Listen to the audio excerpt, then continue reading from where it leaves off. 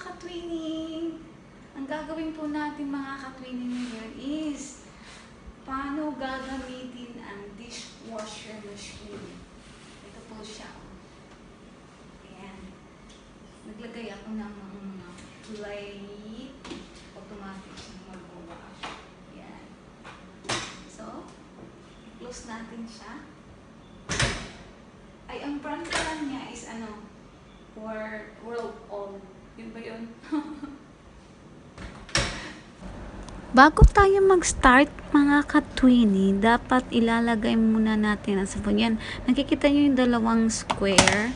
I-open ko siya, tapos yan ko ilalagay yung sabon natin na gagamitin para sa ating dishwasher machine. Ilagay lang natin dyan yung sabon natin, tapos i-close. Tapos close na din natin ang ating dishwasher machine. Then start to work to wash the dishes. Bago tayo mag-start, naka-power on na siya. Ito yung off. On. Naka-on na siya. Kung magugas tayo ng plate na ganyan, kailangan nasa ito yung shower lang siya. Ito yung degrees na gagamitin natin. Pag normal plate lang, either 40 or 50. Pero pag gagamit ka ng stainless or yung makapal na gagamit tayo ng 70. Ang 70 is bawal ang plastic. Ang 65, medyo mainit-init lang pero hindi pa rin pwede ang mga plastic. So ang gagamitin natin normal na dishwash is 40 or 50 degrees. Ito yung niya, tawag dito.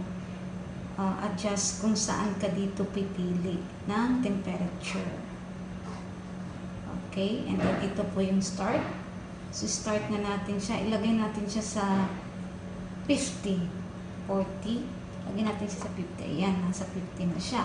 So after that, i-press ko ang start. And then, ayan, nakapower ng start. Then close the dishwasher machine. Ayan, narinig niyo yung sounds mga lalabs, mga ka-twinning. Ayan siya, umaandar na ang ating dishwasher machine.